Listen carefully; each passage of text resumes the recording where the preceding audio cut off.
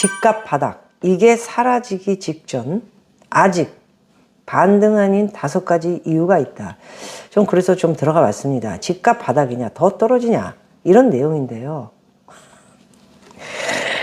벌써부터 기사로 이런 내용들을 쓰고 참 정말 아유 이걸 한 방 때릴 수도 없고 조금 가만히 좀 있으면 더 많이 떨어질 수 있는 그런 그 지금 현실적인 문제들이 닥치고 있는데 또 규제 완화한 후에 또 그냥 부릅니다. 정부에서. 누가 부르냐? 장제원 같은 사람이 부르죠. 너무 이게 집값이 떨어지면 이게 지금 세금도 걷어야 되고 안 됩니다. 저 분위기 약간 띄워주세요.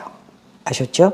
그 다음 2차 전문가들 유튜브까지 다 좀 띄우셔야 됩니다. 띄우셔야 돼요. 예? 그래서 전부 이거 해가지고 한 다음에 더 떨어져도 그건 어쩔 수 없는 거고 시장 돌아가는 상황이었다 이렇게 얘기를 할 수가 있는 거죠. 자, 그래서 집값이 바닥 찍었다. 그래서 보니까 집값 바닥 찍었다는 건 송파구 장실동에 있는 집인데요. 트리지움을 얘기합니다. 28억 5천인데 35억이 5억 5천이 올랐다.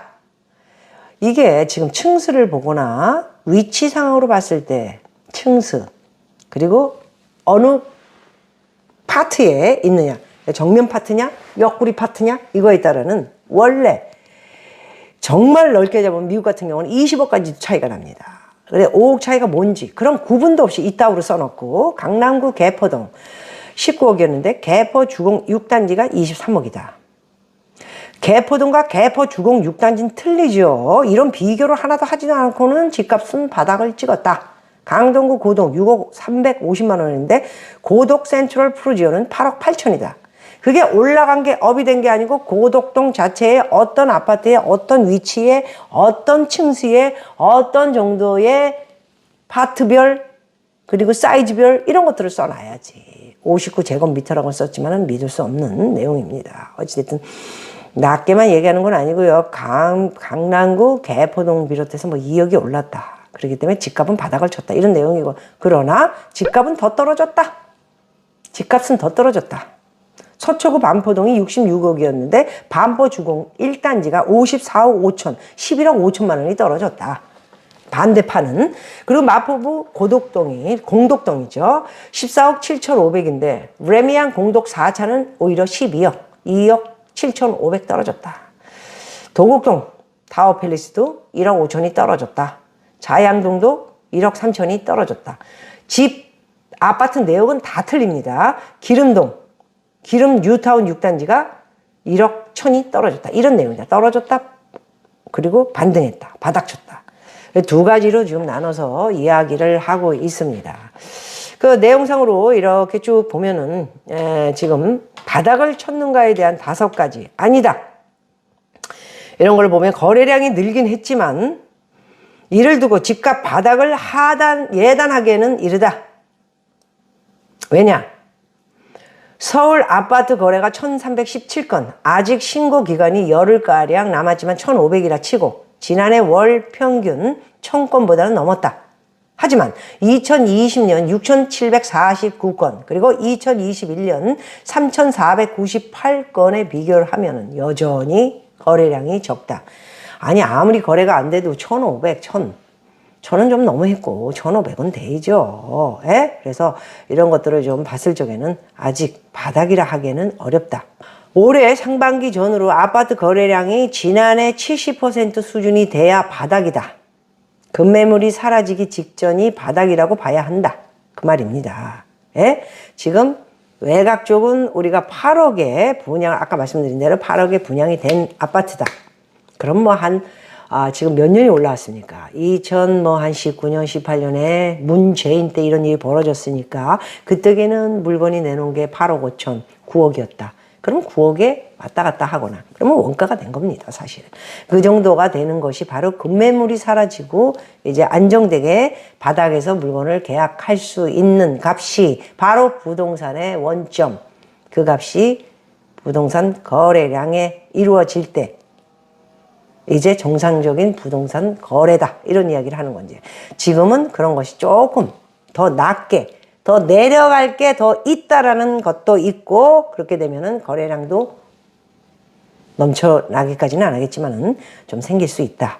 그래서 청약 경쟁률과 미분양 물량, 청약 관련 지표도 역시 집값 추가 하락에 힘을 싣고 있는데요. 세 번째입니다. 부동산 정보 제공 업체 직방이라는 데가 있죠.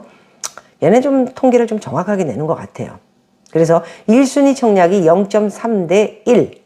굉장히 적죠. 지난해 같은 경우는 12.6 대 1이었고요. 그 전에는 더 많았고요.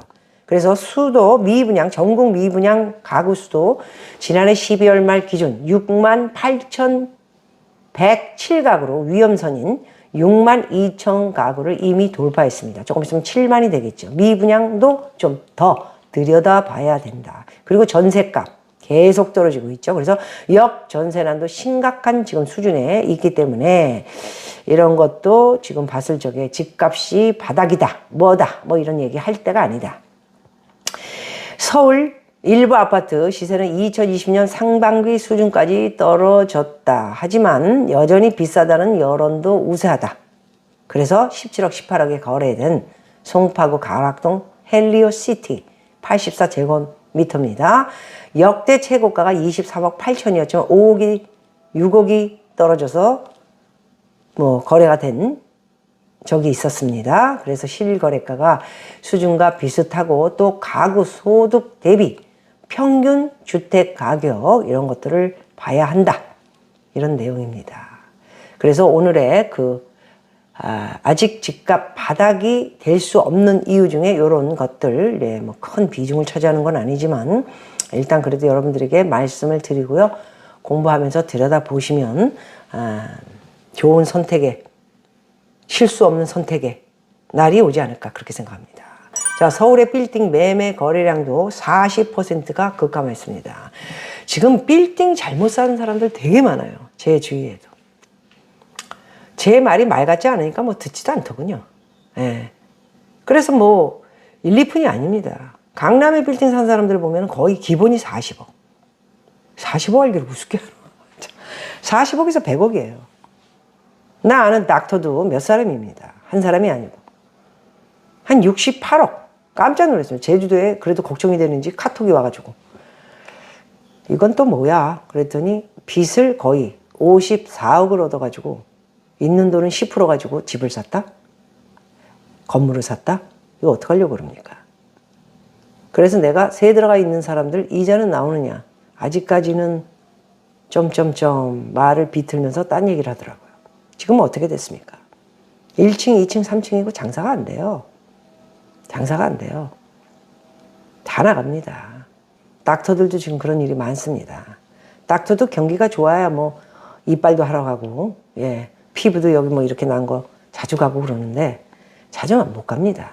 귀찮기도 하지만은 저 같은 경우는 돈이 없어요. 뭐 자꾸 뭐 하라고 그러고는 뭐 하고 또 돈 매출 올리고 치과도 마찬가지 않습니까? 스케일링 하러 가는데 30만 원을 내고 왔습니다. 스케일링 우리나라 한 번인가 공짜 아닙니까?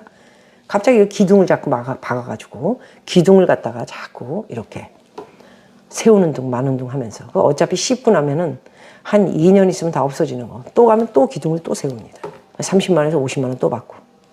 그래서 경기가 안 좋기 때문에 빌딩 거래 40%가 아니고 조금 있으면 70%까지 내려갈 확률이 높다. 이런 말씀을 드리겠습니다.